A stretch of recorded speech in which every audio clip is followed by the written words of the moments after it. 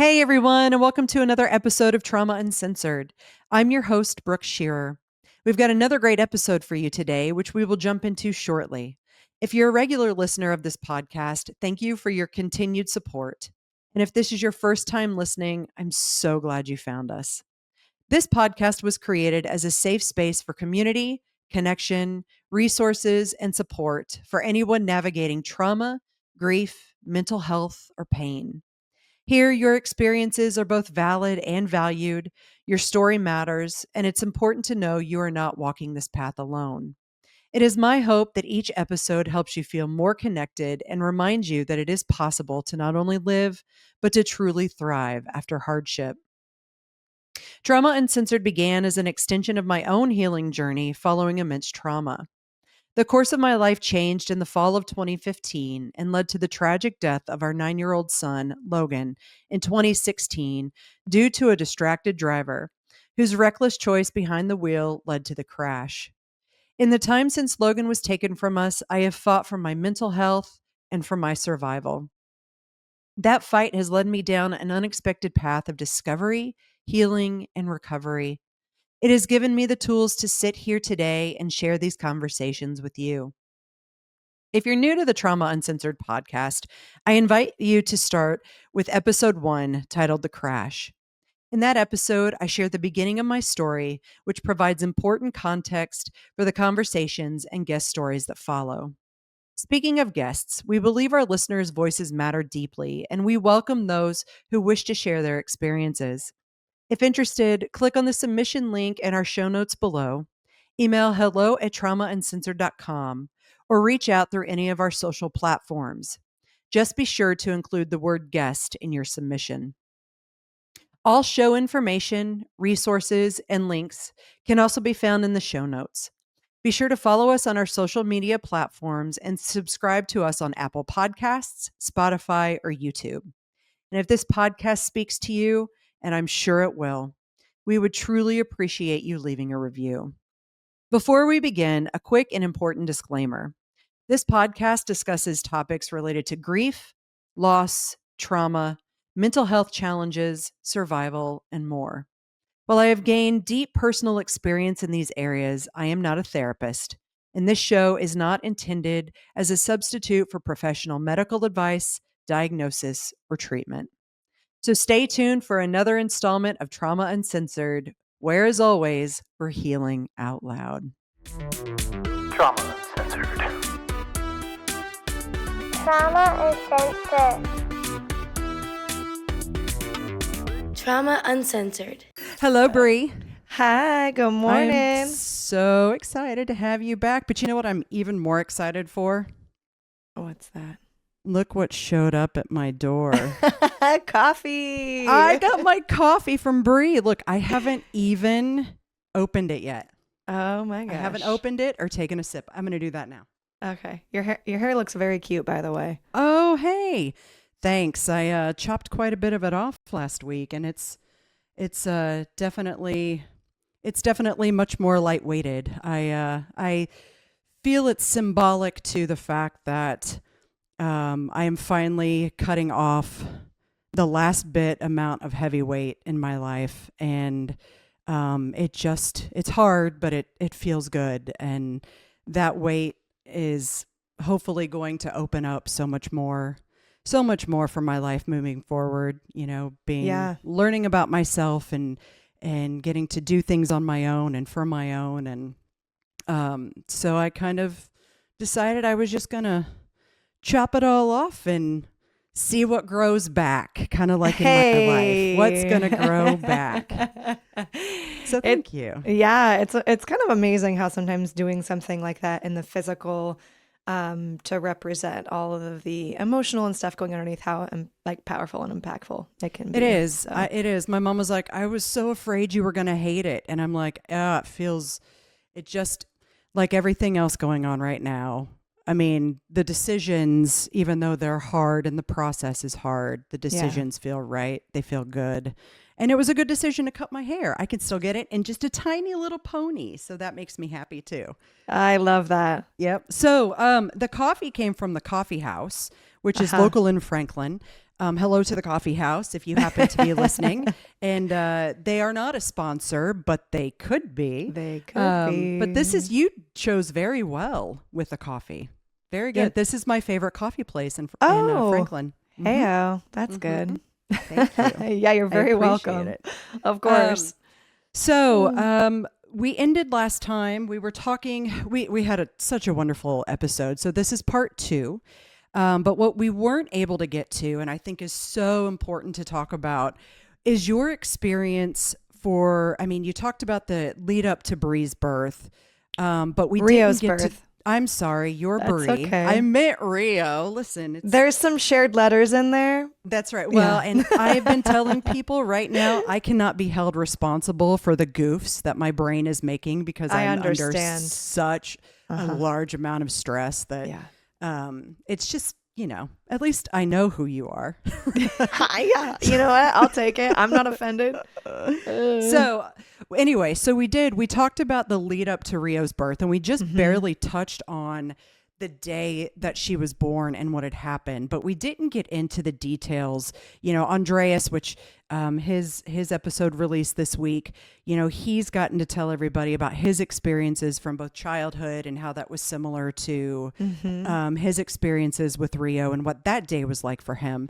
But walk me through, just give us a little bit of a reminder of the lead up to you going into labor, and then walk us through your experience that day with Rio, the birth, the aftermath, so on and so forth, and what it's looked like, since she's been home. I know you mentioned there had been a death in the family as well, which was extremely hard. So talk to me about all that. Yeah. So, we had the joy and the opportunity for us to get pregnant. I actually listened to his episode and I was like, remember what he said, so I don't repeat it, but I can't. I'll probably repeat. Yeah, it's totally fine. I was laughing when he's like, we got pregnant. And I was like, did we? Did we get pregnant? No, That's joking. right. Do you have the scar? Did you have the heartburn? The hemorrhoids? I know. Good God. No, it definitely was a joint thing. And also, right, you carry some of the burden solo and then some of it's dual. But we got the joy of being able to get pregnant. And in that process, right, I wanted to have a natural birth. I was hoping for it, planning on it. Which it did not go as planned. My little girl was breached and could not get her to flip. We tried all sorts of stuff. You can listen to the other episode. We tried a lot of stuff to make it happen, and didn't work. And then I ended up having an emergency. Well, it's like an emergency C-section. Thankfully, I was in a week prior before the C-section happened because I was trying to get her to flip. I was trying to do this procedure. And I had to go through all of the preliminary emergency paperwork to sign off for a C-section, which actually was a blessing in disguise, because then we showed up a week later and I was like, I cannot believe when I showed up at the hospital. I mean, I can believe it. But the lady at the front desk was like, oh, like you're not scheduled to be here. Like you're not on the schedule. And I was like, well, clearly I'm in labor, as I'm like, please see me. Anyways. Look at me, woman. Look at me. This is not my resting bitch face, by the way. Oh, man. But so we went in and it all moved really quickly. So I actually had experienced labor all the way up, like almost full labor. But then, of course, I couldn't give birth to her because she was breached. And they actually said that they saw her head coming out of my cervix when they went to go do the C-section. So girl was on her way. But so C-section, which is crazy and wild. I mean, any person out there who has really gone through the birth process on any level, or just having a child, any sort of mother, all the mothers out there, whoo, y'all deserve some medals. But so I gave birth to the C-section in the hospital, this is even the starting point. I know we talked about this a little bit last time, is the hesitation that I feel, or to correct, when I'm like, I gave birth. And it's like, well, did I give birth? Because actually, when someone cut me open and pulled the baby out of my womb, like, I want to go very literal and very, like, I want to be honest. Like, did I give birth? I did, but it is just not in the, traditional way that I had wanted. Or, historically traditional. Just think of the other benefits you'll have moving forward that other people who don't have C-sections have to deal with. I mean, it is just, all of it is just really wild. So, yeah, I'm trying to think, as far as part of the story, and gave birth. They took little Miss Rio out of me. Something was wrong right away. I didn't know because I was kind of out of it. Andres got pulled to the other room with her, and it was like 5 hours of trying to figure it out, where I think they knew at least a rendition right away of what was going on. But it took about 5 hours to confirm. I don't know if that's like general, to confirm that what they thought was going on, and before they told us. Well, yeah, and tell me what was going on with you, because you had just given birth and you were being sewed up and in recovery and all of that. What's going on with you in your mind, in your body, all of the things while this 5 hours is moving forward? Yeah, so it's I think I touched on it a little bit at the very end of the last episode, but I was feeling a little bit out of it, just from like the drugs. I was trying to not get myself worked up to get anxious about things. So the practice of observing your thoughts. When I'm observing a thought that comes in, like they're sewing me up, and I'm like, oh, are they stitching? Like, are they pushing my organs back in? My body is jostling. Okay, they are professionals. They know what's going on. I can hold this thought, for later. I'm like, oh, am I going to get feeling back in my legs? Are you human? Are you human at all? God. Because who lays there and is like, let's use our tools in this moment. Let's breathe. You do. I don't think that aligns on the human level, I think I've had friends say, wow, you feel deeply. And like, for those, I'm not like super into astrology, but I have people like, oh, like your sign, like, oh, you must feel so deeply. And I'm like, oh, yes, I do. As a child, I would sit and like, I would have thoughts of what would it be like if my dad died? And then I would weep thinking about losing my father. And I did that with my mom when I was a kid. I did. He wasn't sick, but I went on that. I went there. Where does that even come from? I don't know. I'm laughing. Some might say it's inappropriate laughter, but I just like, I don't know. I don't know where that comes from, as far as like, you're like, oh, I could like sit, I'm going to empathize. Maybe we just were born with that gene. I'm not sure. Nature versus nurture. I could go on a whole thing about it, but yeah, that's interesting to hear that you did that as well. I did. Well, my dad actually would tell me when I was younger, this old wives' tale, that when your wisdom teeth come in, you've lived half your life. And I knew that my mom's wisdom teeth came in. She had them all in by like 40 or 41. Yeah. 20 or 21. So I'm like, oh my God, she's going to die at like 42. Oh, and no. what am I going to do? Yeah, I would. But, my mom is alive and well and in her, I won't say mid 70s yet. If she's listening, she'd punch me for saying mid 70s. But that did not happen. So kids, let this be a lesson.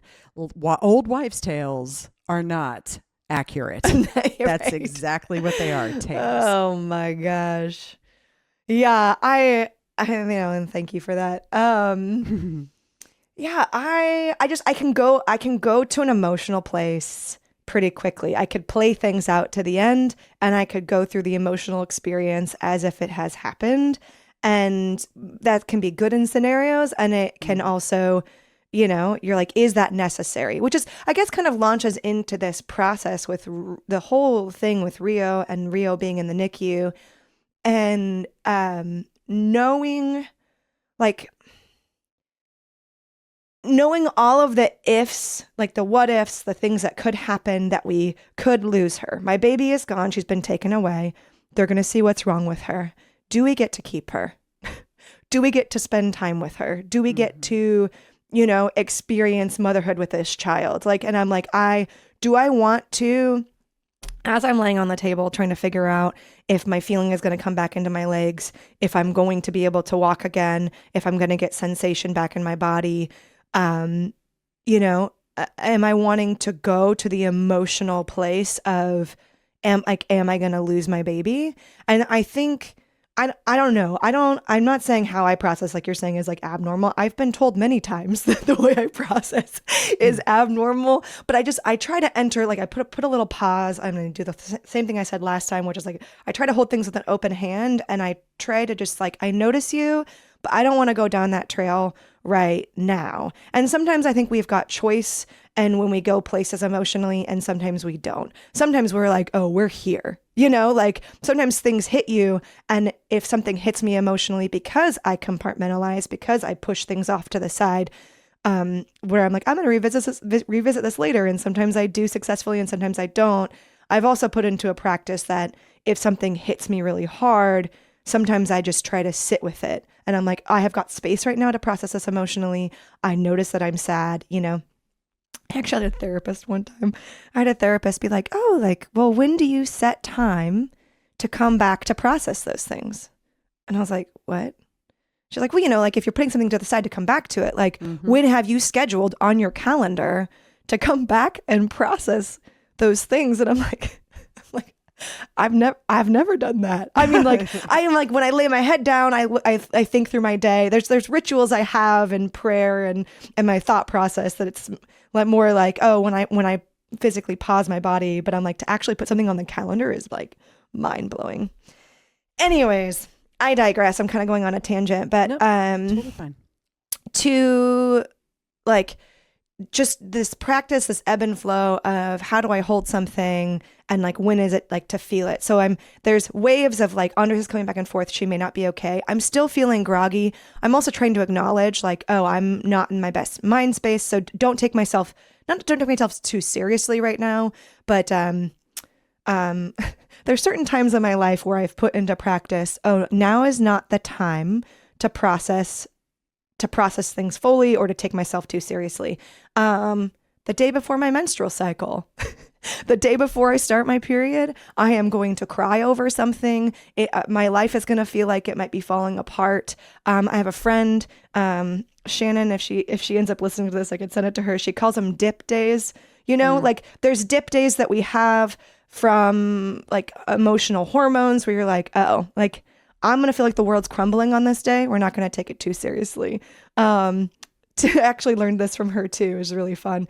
2 days post-travel, if you by yourself or maybe you're traveling with a partner or someone, family or friends, you come back home 2 days post-travel, you're in transition, you're unpacking your luggage, you're exhausted, like you're tired, and you're on a low point. Now is not then 2 days post-travel is not the time to have a serious conversation with your partner or to like carry the heavy rocks because you're likely both bitey and both exhausted. Like just learning your body. And there's like there's times when like if I am having like, oh my gosh, like the world is crumbling thoughts, I'm like, you know what? I'm going to take a beat.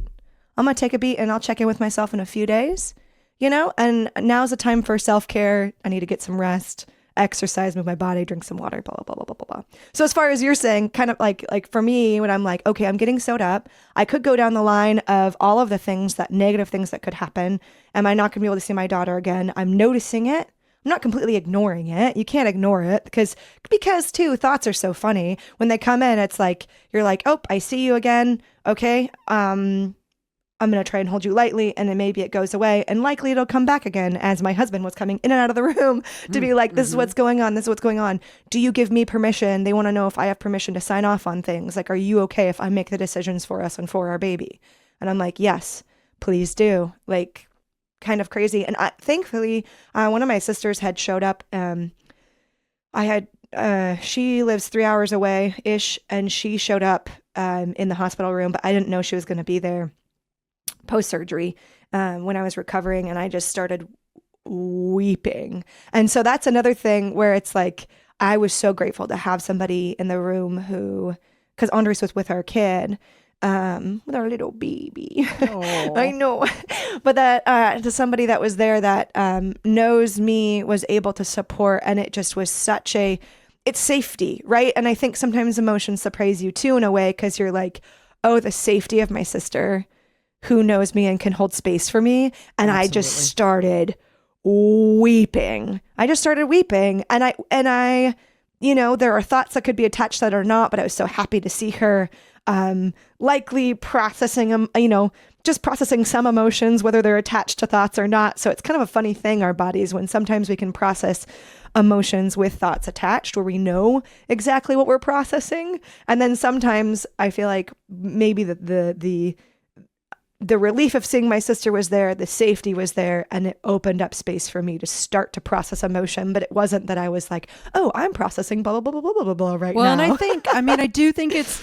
think it is unreasonable to expect anybody in a situation that is that chaotic to be able to fully process any sort of thought, emotion, understanding, because really what's happening is, we have these situations and we think that we're just supposed to, everything's going to be okay, or we're not expecting something to happen. And the moment that any of that, that ideal situation goes awry, there, your basic instincts are kicking in. Your survival's kicking in. There is no reasoning in the prefrontal cortex that's going on. There's just survival mode. Yeah. And so I would, it's interesting to me that you were able to kind of touch with that prefrontal cortex, and you also were definitely, in that fight or flight type of survival mode, which survival mode sounds like you are trying to survive, but your body was keeping you safe to a point that it wasn't allowing you to take all of it in, if you will. That's my thought. That's my theory, to help keep you safe for sure. Mm-hmm. I mean, I think you can only process so much. And what's interesting, well, the other thing too is that I think, oh yes, sorry, is that your coffee? My husband just walked in Look with at some that. Coffee. Thank you. You're the best. You guys are Thank my you. coffee people. Oh my gosh! You sent me coffee because I've been bugging you about it for like almost a year now. And he had to go buy the coffee beans to bring it back home. So he went on a whole venture. I know, he went on a whole venture this morning. Good for you. I'm going to take a couple gulps of this because I really need caffeine. Let's do it. Just gulp it down. While you're gulping, everybody who can't see, Bri has foam all over her mouth. Oh man, that is good stuff. I just want to hear a big there it is. Rio does that, and it's so cute. Oh, so cute. Just gets better. It just keeps getting better. Something that's also I think you look at personality and part of my environment and how I was raised, and you could break it all down. But I also have a very automatic reflex. When you're talking about safety is often the term that's used, where I am part of my safety is making sure that everybody else around me is okay, or historically has been. And so because of that, when Andres was coming back and forth and doing stuff with the baby, and I was and I'm grateful Angie was there, my sister, but I was like, how do I update my family?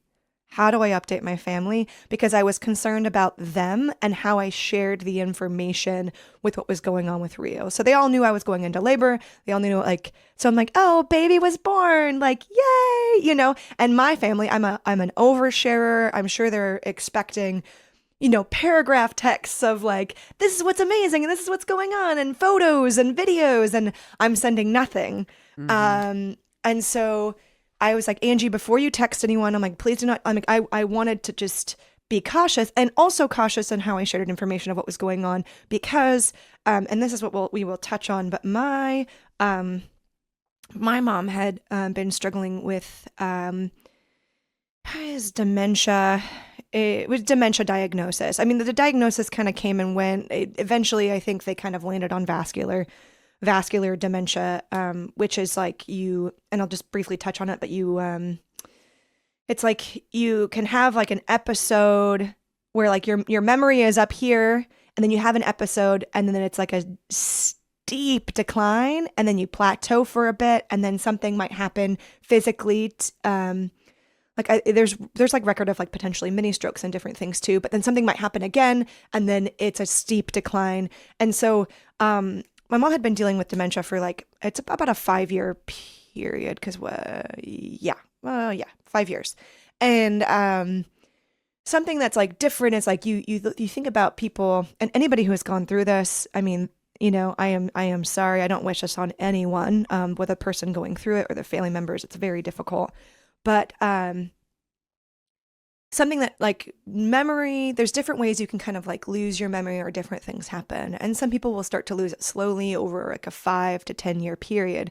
But what happened with my mom was that you lose that. She lost what people normally lose in 5 to 10 years. It happened in a 5-month period. Wow. So and there's a whole thing there. She had gone through it, like kind of, I would say my theory, because I like to analyze. I'm like, oh, how did it start? Why did it start? And I believe she had kind of gone through a traumatic-ish situation. She was substitute teaching. Anyways, that kind of like started it. And I've got a lot of other theories behind it, but it just very drastic. And so I don't need to go, that'd be a whole other episode for me to talk about that full experience with her. But part of the reason why to bring it back to Rio, part of the reason why I was trying to, I'm like, how do I share this information? Is because my mom has had that diagnosis. My dad had been the was the primary caregiver. I was an interim caregiver. So I've got a lot of siblings, but we got a lot of people who have lives and things that are going on. So I would come in and kind of the most extreme, in her extreme not representation, in her extreme expression of this dementia diagnosis and kind of help my dad. So I was driving back to and from our hometown throughout that period, and I would stay there for the length of 3 months to as short as like I'll go there for a week to I would go for a day or two and head back to where I live to kind of like help while trying to do my life stuff. My dad also had a heart condition, and so I didn't want to stress anybody out. So sorry, to say all of this, I was concerned about how everyone was going to receive the information about Rio, because I'm like, I do not want to create additional stress for my family. What was the timing of your mom's diagnosis and this decline, this 5-month decline, in correlation to when Rio was that born? was in 2019. So in 2019 was her diagnosis. Got it. And it was a 5-month decline. We ended up going out to the Mayo Clinic in Rochester, Minnesota. I said that wrong. Sorry, folks, if anybody lives out there. But we went out there, got some stuff done, got some medication, kind of quote unquote brought her back, but not really. It was like a temporary thing. It was a medication that was like, this is going to work until it doesn't. And that happened. So in 2024, because she was born, Rio was born in October of 2024. That I would say my mom had another, so we're talking about vascular dementia, these declines. So I was still, while pregnant, while working full time, going and helping my dad when I could, with my mom. And her most recent decline prior to that, I don't know how many months pregnant I was, but it was over the summer, June or July of that summer prior to her being born.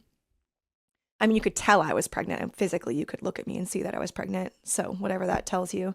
But my mom had reached another decline. So she had reached another decline to the point where it was so intense that I was like, hey, Dad, we may be at the point where we have to put her into a facility. I know we don't want to. I know there is nothing about this. We don't want that for her, but it's either that or we looking at additional care in the home, because she had reached a decline that I was like, I don't think that we can appropriately continue to care for her, because I'm like, Dad, love you. I got a baby coming. This is gonna change. Yeah. I can't be the backup for this coming up. And it's hard. It's so heavy, so hard. A lot of weight around, feeling like, as a family, if you're putting your mom into a home or into a care facility, the grief around that, where are we failing? Are we failing her? Anyway, so that was a couple months prior. And just to give you an idea, I guess, there's a couple of things that's really special about my mom and about Rio's birth is that I was the youngest of 6 kids. My mom had me when she was 37. I got to have Rio when I was 37. And so it felt very cyclical and very full circle. But what's really kind of wild is that the last year of my mom's life, even if you look at 2024 leading up to Rio's birth, there was only two times that I had a clear moment with my mom where she knew who I was. And I was like, she's here with me now. And I mean, there was a couple of times where it was like, I'd be at the house and she'd be like, Bri. And I would be like, oh, yeah, Mom, what's up? Like, I'm here. And then she would start rambling and go off. And she also, she had a issue with her language as well. So she would, it's aphasia is what it's called, that can happen from like mini strokes. But like, even there's moments when you could tell that like, I think she understand what's going on, but she was unable to make a full sentence. So if she, she needed a pillow, she'd be like, the potato in the grass. And she would like say words that were connected, but not really connected. And, so it's very hard to communicate with her. I mean, if you knew her, you could, like, it's not a game, but it'd be like a game. You could figure it out. You can kind of infer what she's meaning or what she's wanting.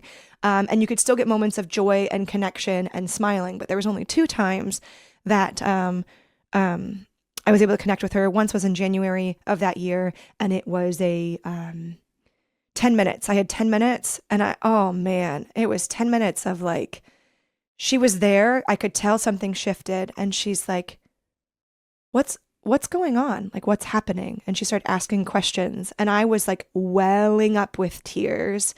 And she's like, how long has it been? How long has it been this way? And her friend had told me, a dear friend of hers who had also become like kind of a caregiver as well, would say every once in a while my mom would come to with her and ask her how long it had been, kind of like, how long have I been under? How long have I been not here? Like, update me on what's going on. And so I had 10 minutes, and I wasn't sure of how much to share.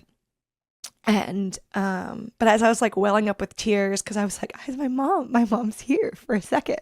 Like, I get a moment with her. How precious, And so I'm welling up with tears now like this. And then she looks at me and she's like, am I okay? Like, am I gonna be here tomorrow? Cause she could tell that I was weeping as if she was gone. And so it's like, I'm so grateful. I'm so grateful to have had that moment in January. We're talking 10 minutes, 10 minutes with her. And then the other moment that I got with her was, and this is like post, like, I don't know at what point, but it was in the hospital. So it was somewhere within that 5-week period, maybe it was week 2. I'm not sure. My dad had came up with her to the hospital with a caregiver, and oh man, it was rough. So my dad came in, we were in the NICU, which Andres had talked about. I mean, you're in this pod with 4 other babies and other parents coming in, and you're actually only allowed 2 adults back there at one time, which is also another thing I'll end up talking about. But I asked for special permission. I was like, hey, Ken, I know you're only allowed, wow. I know Take your time. Yeah. Do you want me to pause? No. You want to take a minute? No. It's fine. I'm like, I know we're only allowed 2 people back here at one time, but can we make an exception for my mom? She has a dementia diagnosis, and I'd like both my parents to come back to see my baby girl. And, that's a whole nother thing when you're processing, like, things that you hope and wish for when you have kids, and that they'll know their grandparents, that they will be able to have those shared experiences. Because my mom was a kindergarten teacher for 25 plus years. She was so good with kids, like, especially the young ages, like, often even when I was pregnant, like there was moments when she would, even if she couldn't say my name or we couldn't have a full conversation, there'd be recognition of me being pregnant and it would, light up her face. And so but what was hard is that we had to roll her back there and she had to actually kind of be a little bit medicated to make the trip. And it was pretty heartbreaking actually even to have her in the back of the room because so they did agree. They let both my parents come back and we had to wheel my mom in. My mom was in a wheelchair. I don't know if I was still in a wheelchair at this point post C-section, which is amazing. This is a side tangent that the wheelchairs in the hospital do not have like shock or what is that? The thing that gives you a little bit of give and a little bit of bounce. They're on hard wheels and like any sort of movement hurts post C-section. And I had to get wheeled to and from the NICU, which thankfully we were at the same hospital. So I really can't complain, but the pain of just the bump of a ridge between like in a doorway in a hallway. Anyways, that's like a tangent. I cannot believe that the wheelchairs were wildly uncomfortable. I'm sure there's reason, but hey, OHSU, if you're listening, I mean, maybe somewhere to invest. Get new wheelchairs, damn it. Damn it. For the love of all the people in pain. Oh Get my new gosh, just something of a little more give. But it was actually pretty sad. It was pretty sad because my dad was there holding my little girl and my mom was, you could tell she was just kind of like drugged a little, like it had to be for her to be there and she was staring off and just sad and kept trying to stand up and leave. And and I think also just to note, the environment itself in the NICU is not pleasant. They do the best with what they can, but you're working with they have what they call pods. So down the hallway, you've got like, I don't know, 4 to 6 different pods. There's probably whatever, it's just a generalization. And each little pod is just an open room. So there's walls that separate, but the hallway is open. So it's not a doorway into each room. It's just an open space. So as you're walking to your pod, you're passing other pods and other babies. So I'll pass 16 different babies before I get to my pod, where the 4 babies are at and my kid, and there's all of these machines happening. There's other people visiting, like you're witnessing babies that are not doing okay, or on a varying journey of like, you're like, oh, that baby's not going to make it, like, and so you're witnessing people saying goodbye, and it's a lot. But well, and that can't be any easier for you as you're sitting there wondering what's going to happen to your baby, right? I would assume that just increases the catastrophizing. I mean, I think it's like and this is where I've been told that I'm different. I mean, we're all different and we're all the same. So I'm not trying to claim some sort of like uniqueness. I'm just trying to say that maybe it's not people's norm. But I would like to say that I'm in a place often of like continual prayer. But if you think about like a person's thought process and how they are thinking about a thing, like I've had friends who say they're only external processors and they legitimately cannot process internally, and they have to either do videos of themselves or write things down to process, because they don't internally process. Mm-hmm. I would say I internally process. I do both. Sometimes I'll process half a sentence in my head and half a sentence out loud. And I had a dear friend, Ava, be like, hey, Bri, I think you said half that sentence in your head. I'm like, well, but see, and I can laugh too, because I'm the same type of person who will, I don't really have a lot of control over how I'm processing or talking in my head. And there have been comments before of, who are you talking to? Are you going to finish that sentence? So say, I laugh because I understand that. And, for people, are you the type of processor too, who, you have to verbalize all of it, and it's not really for sake of sharing it with someone. It's just for sake of getting it out. Sometimes. Do that. I do that a lot. And then I apologize to people if I'm, just going on. I mean, it just is. I've had also loving family members be like, hey, so I just want to reflect to you that this is your 3rd time processing this thing out loud. 3rd time. Heard. Totally heard. And I'm like, Totally heard. But So you know what would be fun? We need to just go out one night, find ourselves either in Nashville or Portland. That's right. Go out one night, have a couple, margaritas or brews or whatever floats your boat, and glasses of wine, what have you, and see where that goes. Well, the funny Just thing, see oh where it yeah, goes. absolutely. And I don't even We would like close down the bar. They'd be telling us to get out. And I don't even need alcohol. The older I get too, the shittier I feel with alcohol. Sorry. The crummier I feel with alcohol. And so I'm like, is it worth it? I'm like, you know what? I can party with a seltzer, water. Give me some water. I'd like to also function tomorrow. That's fair too. I've always been an even more talker once I start to. Absolutely. But also drinking, that's another life joke that we could have a whole episode about, is the unfairness of perimenopause. Oh. And because that is probably why the alcohol does not like you nearly as much, or your body doesn't like, because you, my dear, are entering an era of hell. Total hell.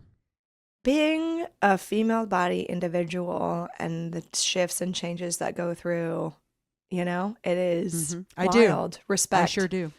Respect. I sure do. Oh man. That was processing internally, externally. Sorry. No, don't be sorry at all.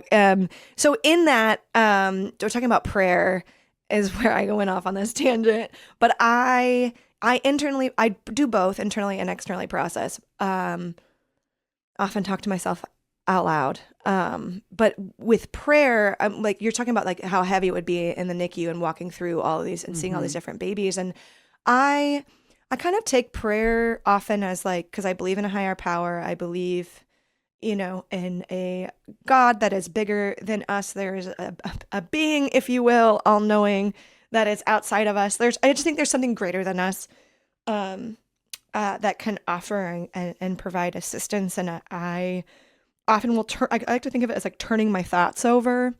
And so in the way that I can ramble on forever, that can also be turned into prayer. So often when I'm walking into a space and I'm like, well, this is heavy, this is hard, there's all these, these kids, and I'm like, oh, health to these babies, like as heavy and as sad it is to see them in this place, like I often would just, and I think of the parents that are coming through, whether the kids have parents that are there or not. I think of the workers, like I am continually processing all of this information. And it helps me to have that turnover or that prayer of like, I guess it's also, kind of like I was saying earlier, as far as shelving something where I'm like, I see you and I don't have to hold this right now. Right. I think of it as a prayer where I'm like, I see the baby and I'm like, oh man, like help these babies recover to the like best ability. Like, can miracles happen for them? I hope so. Like I hold a space of this is sorrowful and there is grief, and I hope for the best outcome. And I believe in a little bit of woo-woo, and I believe in miraculous, and I think that things can happen outside of our understanding. So I hope for those things as well, not in a way that controls my narrative or dictates whatever my existence, but it just is an inclusion of bringing into this space of like, okay, turning it over. Which doesn't mean that it wasn't hard. It doesn't mean that I don't feel the weight of it. It definitely was heavy going in and out of the NICU, and we can talk about that. I guess I was bringing up all of that with the noise and the beeping, because with my mom sitting there in that room, it's hard for her. She doesn't understand. Maybe she does, but in that moment, it did not seem like she was understanding what was going on, and she wasn't really there. And so then it was like the beauty of my parents being able to meet her together, like, they got to meet her together, while also holding grief for my mom. Didn't really seem like she was really there, like I was really hoping you were going to tell us all that she like came to awareness, that was like a special come to awareness moment, and she got to meet your baby. Well, and so what happened is that they had the visit, and it had to be short because they drove, with stops, it was 3 hours. likely 3 hours, like 2.5, 3 hours. So it had like, you only get a certain amount of window where it's like, hey, we got to head back home. And I was like, oh, let me get you some snacks. So one thing that the NICU does, the OHSU does really well is they have these little snack coupons, which is like, I was actually thinking about that, and I was like, wow, like it's like weird to feel so grateful for a snack coupon. And I'll explain what that even means, but it's like you, because you're going into the NICU, they give you these little slips throughout the day, and then it's like, hey, go feed yourself. Because it's so hard to take care of yourself, you know? And you're like, because it's like my baby needs to survive. I need to be here. And so you can go to the hospital and they've got like cafeteria food. You can use it for that. They've got like different little snack shops. My favorite with this little health food snack shop. And it's like all the bougie stuff that you like would get at like a Whole Foods or a New Seasons or whatever. Name your market where things are overpriced and organic, like just whatever, non-refined sugar things. And I would go up to that snack shack and get all the snacks. And so it was like a weird little highlight of my day. But so my parents were there. I was holding the space for like grief of my mom seemingly not really meeting my baby, but I was glad that they were able to be there. And I was like, okay, you guys gather, go. My dad's like, she needs to use the restroom. I need to go help her. And I was like, okay, you go help mom use the restroom. I'm going to run around with my little snack coupons. And what do you want? I can get you this, you know, I'm like, I'll get you snack coupons and I'll get you some free snacks for your travel. And I'll meet you back up on this level, back up on the main floor where you have to go back to your car. And so I they went to the restroom. I grabbed all the snacks and I was up on that floor, and I was waiting, elevator doors opened, and it was my dad, the caregiver, and it's actually her friend slash caregiver. I don't want to, what's the word? You don't want to belittle someone or like, you know, like belittle their station. She's definitely more than just a caregiver, but opens up the door and my mom saw me. Like, she saw me. Like, I can't tell you the shift when it's like, oh, you're here. You know, so the door's opened. I'm holding these stupid snacks. And her face lit up. And she's like, oh my gosh, Brianna. Like, the thing froze, the video froze. And so I was like nervous that I'm just going to, I wasn't sure if it got disconnected. But the door's open and she's like, Brianna, like, she's like, oh my gosh. And I was like, Mom, you know, and her face lit up and my face lit up and I immediately started crying and she started welling up with tears and she's, you know, in a wheelchair. And so I'm reaching down and giving her a hug and she's like, oh my gosh, I didn't know if I was going to see you again. Oh.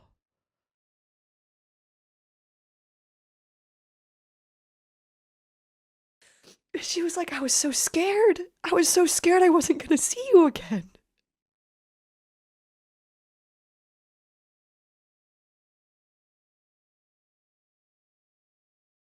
And I'm like, I'm here, Mom. It's so good to see you. I love you so much.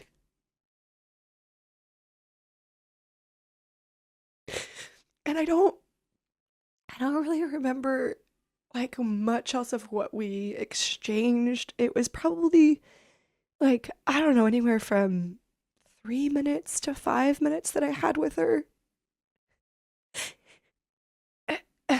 And we just, you know, I was like, it's okay, Mom, it's okay. So good to see you. I love you.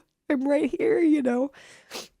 And we just gotta have it. And she actually, no, I do remember now. She actually, it wasn't a clear sentence that was like, oh, I got to see your daughter. But she was either asking about the baby or the baby girl. But she was like, the baby. And I was like, yeah, she's great, Mom. She's doing good. I gotta have my baby. Like, she's doing great. So there was acknowledgement. I don't know if she was able to retain the memory from being in the room, even though she looked zoned out. And like, I don't know, you know, I can't even remember. I don't even think she was able to hold her because Rio was still, I think, attached to cables and cords. My dad did get to hold her. Um, but it was so beautiful. And then, and as I was starting to slowly lose her, music, was always huge with her. And for those who know, with dementia diagnoses, music can kind of bring people back, and or lock them in. Yeah, oh yeah, like it's good to know. It's it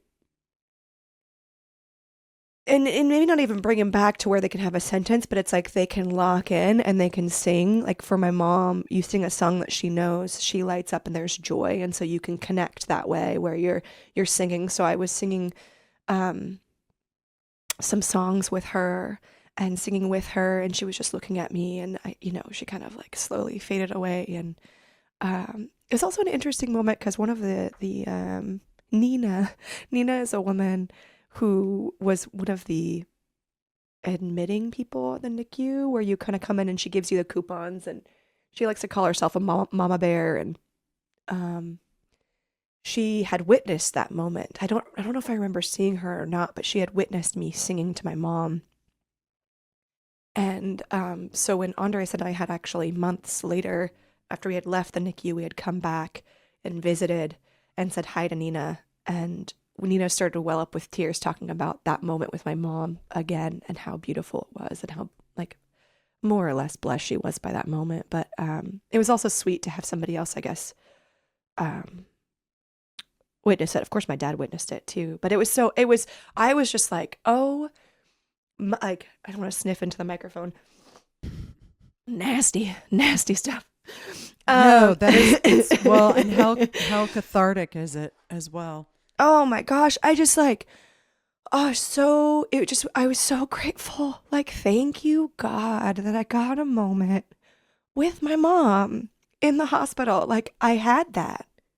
And that was real, like, more or less, because there's like, a few like maybe moments, but like when I, like the last like moment I had directly with my mom before she passed away, because what ended up happening was after 5 weeks in the NICU with Rio, and I'm going to jump around on the story, but after 5 weeks in the NICU with Rio, we had a week and a half of being home, and it was either a week or week and a half before my mom went into the ICU, into the intensive care unit.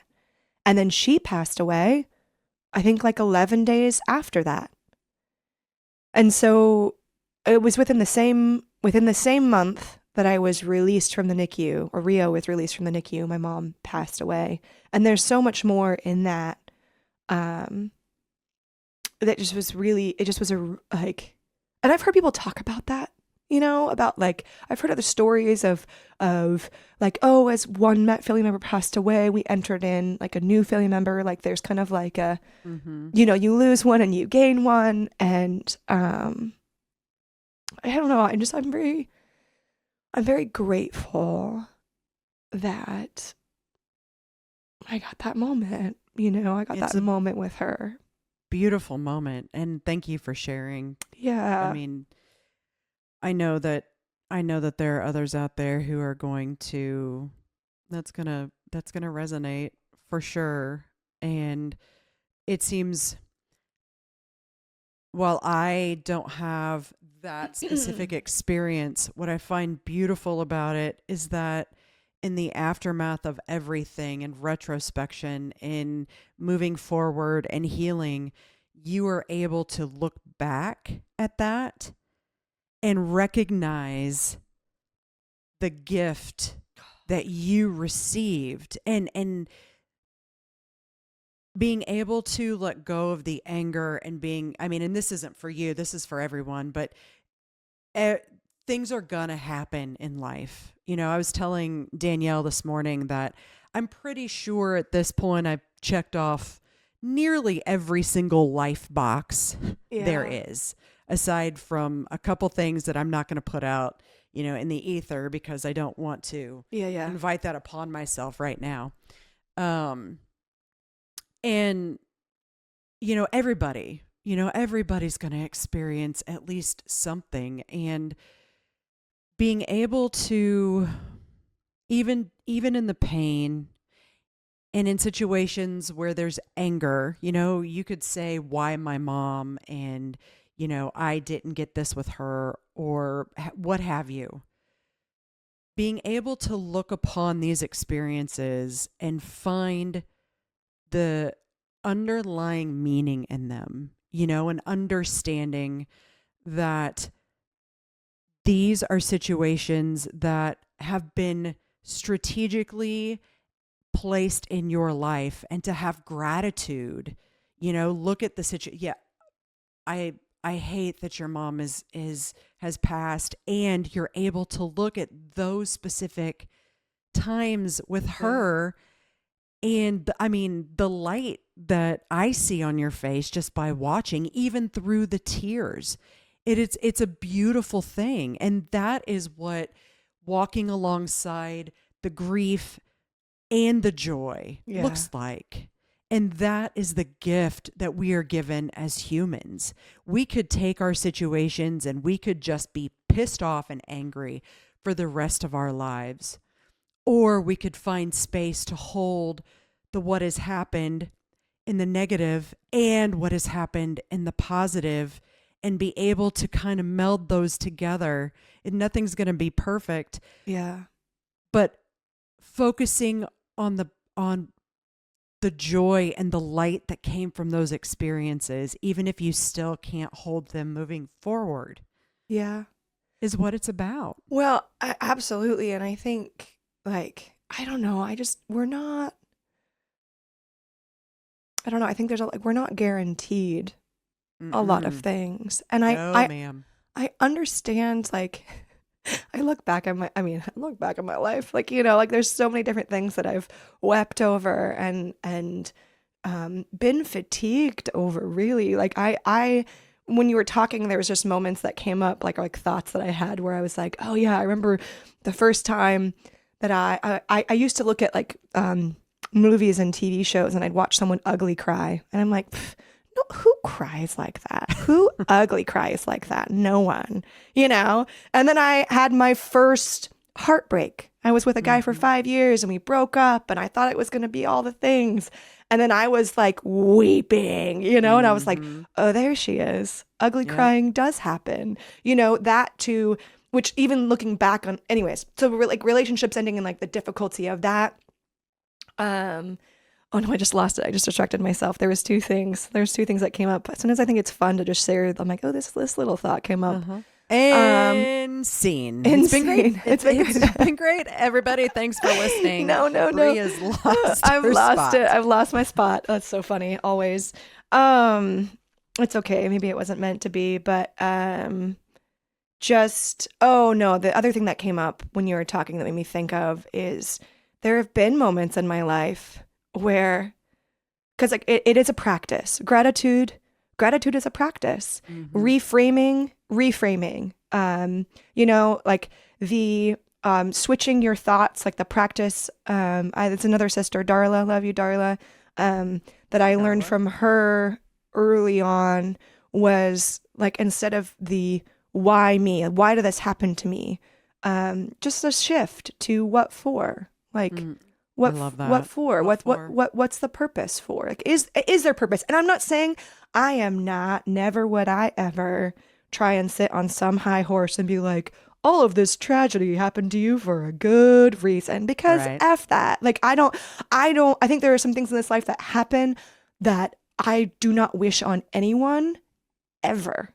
And I also believe it is that person's journey to find a way to be able to connect it if they so choose. Right? And I get it. I have been in places in my life, as the thought that I had that took me a second to get to, which is just, I've been fatigued in that reframe. I've been fatigued, and I'm like, I'm tired of reframing into the positive. Can I have a moment where I don't have to reframe? Can I have a moment where I don't have to do the work to try and see the good in this? Can I just have something be good to start? It's easy for us to categorize good and bad. So I guess just acknowledging for those who are, if you're in a place in your journey, so to speak, where you're like, I'm done, I'm fatigued, I don't want to have to keep reframing. I get it. Just grace with yourself, Well, and that's a really good point, because I could sit here and, talk about the situation that I'm in currently and talk about, there's nothing in my brain that's going, oh, it's all happening for a reason. And this is great. And I want to do this 12 times over again. And, nothing, there's grief, and it's hard. And Yeah. this sucks. And, see, look, we're just going to be two sappy crying gals. Now we need that glass of wine. But and though I allow myself in times to reframe. So I'm not reframing every, moment during this season of my life. No. I'm not going, well, it sucks, but guess what? Things are going to be great. And Yeah. you know what? I do believe that people are placed into your lives when they're supposed to, and they exit out of your lives when they're supposed to, and if they're supposed to. And it doesn't mean that your life is over. It could be a door opening to allow for other things to enter. Yeah. But when you're in the thick of it, putting that pressure on yourself to reframe and be like, oh, I'm joyful and this is all great, and ignoring that's not healthy either. You've got to cry. You've got to have, Yeah. it's okay to have those feelings of There's, fuck life. oh my gosh, there is beauty and necessity. I don't know if you can hear Rio crying. No. I feel it, sis. We're crying too. Nap time, probably. She's real sad. She's like, Mine I too. normally get milk at nap time. What is this? What is this non-milk How dare situation? you, Mom? How dare you? Yeah, there's the necessity to lean in and acknowledge and validate the sad, to validate the grief, to validate the loss, to validate to validate all of it, And I think this is going to be another weird moment where I share a thing that's related, not related. And we can get back to the story, but something that came up that made me think of it as far as an example. It's going to be more of a lighthearted example, but sometimes like self-perception, the way that we view ourselves. I talk to friends about this often, how there's some days where I look in the mirror and I'm like, oh yeah, who's she? I'm feeling myself today. Cool. And then there's other days where I look in the mirror and I'm like, who is she? She looks tired today. And there's and it's not a silly example. It's just different example of like, you can go that route of then like tearing yourself down and what you don't like about yourself and all of these things and whatever. Or you can be like, you know what? She's tired today. I am grateful that my thighs are carrying me from point A to point B. Absolutely. I am grateful that I can feel the sun on my face and that I've got a roof over my head and I have some water. And sometimes those are the basics, and gratitude, like, I don't know, it's just a gratitude practice. So it's like related, not related, but you're like, oh, this is like, if you're, it's not, you have to force, like in that example, I don't have to force being like, oh my gosh, you can't say there's positivity, like, she's beautiful, you are beautiful, and I love you the way you are. And I think that it's good to practice even saying those things over yourself, even if you don't feel that way, but you don't have to force it. It could be a sidestep gratitude. Like, wow, like I got air in my lungs today. And that's pretty amazing that my lungs are working and I'm grateful for it. Anyway, side tangent on that. But talking about gratitude practices of, practicing gratitude in the heavy, and gratitude of the moments with my mom. Even though there's a lot of grief and loss there. And it's interesting, I think, whenever you lose someone, there's different ways of describing it. There's oh gosh, there's language for it I can't think of. I had one professor once call it non-events. So we've got these events in our life that are important, but it's like trying to provide a word for the space for the thing that you had wanted that will no longer be there. So, for example, with my mom passing away, It's like, oh, I had hopes that she would be able to hold and play with my little girl and sing songs with her. And so when I go visit my dad and my mom's not there and it's an event, it's a non-event. It's an event. Like it would have been an event if my mom was there or a birthday. Say a birthday is an event and I'd hope that my parents would watch my daughter and be able to babysit. And you're like, oh, non-event. My mom will not be able to babysit my daughter. She will not be able to sing to her and teach her the songs that she taught me. That is a thing that is missing, but it weirdly takes up space, even though it's like a letting go of hopes that you had had. Well, right? and I mean, I think there's a lot of grief in that too. There's a lot yeah. of grief in, those non-events, which is something that Andreas and we did an episode on in the beginning, the should haves or the should and shouldn't haves or something like that. But we talked about, how hard it was to carry the fact that Logan should have graduated high school last spring, and I don't get to see that. But that works across the board, whether it's loss, whether it's, loss of job, loss of relationship, loss of, a family member. I mean, there's so much of those should haves, those non-events that are real. Yeah. I mean, they're very real. And that creates, that is a grief component because that's something that you had idealized or you had hoped for in the future or, and it can be just as powerful as the loss itself. We would call them, we used to use the frame secondary losses when we talk about, there you go. Well, people. So we talk about secondary losses and, during our journey, talking about family and friends who we lost because we lost Logan, right? Who couldn't carry the weight, who couldn't walk next to us. Yeah. And I think secondary losses are, very wide and broad because you don't get to see your mom interact with Rio. And that is a secondary loss from her passing. Yeah. And those are things that also have to be, I don't know that people are necessarily aware of, because if you continue to carry them and let them weigh you down, then you're preventing your healing as well. I do my best to try to feel it and validate and give space for it when it comes up. I mean, grief, I think, is often like waves. There's times like I'm talking about it now and I'm like, oh, I'm just like in my cerebral, I'm talking about it and it's not hitting my feels right now as far as missing those parts. So I'm not welling up with tears, but there've been times where I'm like, oh, I wish my mom, like I have a moment where there's something that reminds me of her that I'm like, oh, I wish she could be here. And when it comes, I like to acknowledge it, give space. I'm like, yeah, like I feel sad about that. And that makes sense. And, love you, Mom. I think it's like, there's a value in, of course, value in giving space for those waves of, grief that come through.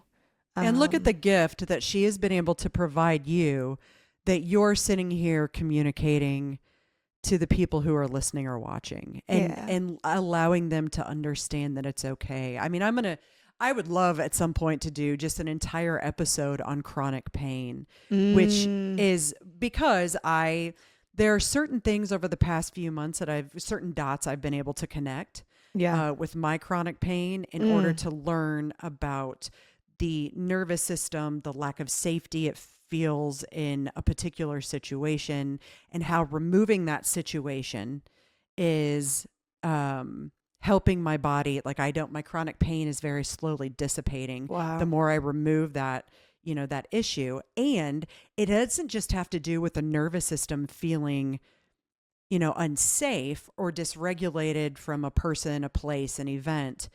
It's also, if you store all of that sadness, if you don't feel it, and it sucks to feel, I will stand here and wave that flag all day long. I do EMDR and it knocks me out for a day or two. And I also know that if I don't work to the root and get to the root of what's ailing me, what I've Yeah. carried for the past 45 years of my life, that chronic pain is going to remain, right? And I wouldn't have the strength to be making the decisions I am for my life right now if it weren't for going into EMDR and having these realizations and processing that. Right. All of these emotions, all of these traumas, all of these events, they are stored within our body. Oh my gosh. Right. And Yeah. a lot of people don't recognize that. I mean, I have a very dear friend who has fibromyalgia, and, people talk about how fibromyalgia is just this condition that they don't know. It's just this, generic label they place on, pain because they Yeah. don't know what it's really causing. And my counter to that is, what has happened to you? What is your body carrying that it once released? And that's a really hard thing to come by, but there's also freedom for sure. There's freedom in that. So to your point of, holding space for it and allowing yourself to feel the feelings and understanding the other side can't be completed unless we've allowed ourselves to sit in the suck that is emotion and grief and pain. And all we want to do is wish it away. But the more we wish it away, the more it lives within us. Yeah. And I something that came to mind when you were talking about that and it being in your body is I was thinking about, oh gosh, it used to be the CBT, the cognitive behavioral model. It's like this little triangle of like how your thoughts, feelings and behaviors are interconnected. And there's different ways, like, right, like if you can approach, grief is you can approach like the thinking. You're using your mind to do a positive reframe to impact the feelings, or you can like change to do different behaviors. And that triangle is kind of adapted into a diamond of sorts, where you've got thoughts, feelings, kind of like some like oh gosh, I can't think of the exact word, but like somatic responses, and then also behavior, because sometimes those, like in the ways that you can approach or deal with grief. Because I think about with my mom, there was times when I'm like, people were like, are you okay? Are you whatever? And I'm like, I was just compartmentalizing and trucking along because of survival mode or whatever. I'm like, yep, like I know it's sad, I know it's hard, but I'm, taking 3 months off of work to help my dad, and this is fine. And like, not fine, but like, it's hard, but I'm, we're doing what we can. And I mean, I've always had kind of that gratitude, positive practice. But I remember one of the first times that I was like, sometimes with me, if I get to a place where I'm like, okay, I've like tried the reframe, I've written it out, I've tried to like lean into my emotions, I've done these different things, and I still feel stuck, I need to go move my body. I need to go move my body. And 100%. Now, like, I'll go back to my mom because the thing that I thought of, but now even with like things that have stressed me out, there have been times, like more recently in the last year, where I'm like, hey, Andres, this thing is going on. I've tried to logic my way through it. I've tried to give myself space to feel it. I've like, positive reframe all these things, and I'm actually still feeling it in my body. Can you watch Rio? I need to go for a run, a bike. I have to get this out. But so there have been times when I'm aware, but with my mom, I remember, I was like, Dad, I think I need to go for a run. Like, I'm going to go throw on some running shoes. You're good with Mom. I'm going to go. And I started running, and it wasn't like I was like, I'm going to go run and think about all these like grief with my mom. I'm going to process through it. I started running. It was once when I was running, and then once I did it on a bicycle. Anyways, I just started sobbing. Started sobbing, and I was like, well, there's a lot more in there than I realized. That's right. Well, and that's the thing. Your body is so full of all of that energy. And I think that also, if you've got all of this energy and then you're tensing up, and that leads to pain too. And, oh, yeah. Exercise is huge therapy because I've been dealing with this. Like, I had my nervous system completely regulated for so long. And then in the past 3 or 4 weeks with this big change, I feel like it has just been hijacked again. And I have to use my tools and what I know to do when my body gets so dysregulated. And it's been at days at a time that I have to move my body. I have to get that energy out. And I always do feel better after, and keep doing it because, that is a form of therapy, and you got the cries out, and I've been known to do that too. And, I mean, I think it's the physically of moving your body, also like the deep breathing. There's a lot that like I think that there's actually crossover. I know you've talked about the EMDR, because with EMDR, is there the tracking? It can be the lights. Tracking left to right, either people using their finger or lights. Paddles. I like to use the paddles. So there's a sensation that goes from the left to the right. There's intensity of the buzzing in your hands, and it can be sped up or slow down. And I mean, typically the practitioner knows the cues to look for in a person, and they will adjust all of that accordingly. So I think that something I think about often, and I won't go too far into this, is like the bilateral movement. So the bilateral movement that's used, whether it be with so you're tracking somebody's finger while you're talking through the trauma, or the lights, or you're saying you've got like signals on the right and the left that are engaging while you're kind of processing through this. I think about exercise often you're using the bilateral movement with the deep breathing. You were like, okay, we need it, like something is stuck. I feel stuck. How can we get movement in this? Well, and if you can't just simply go for a run, you can sit.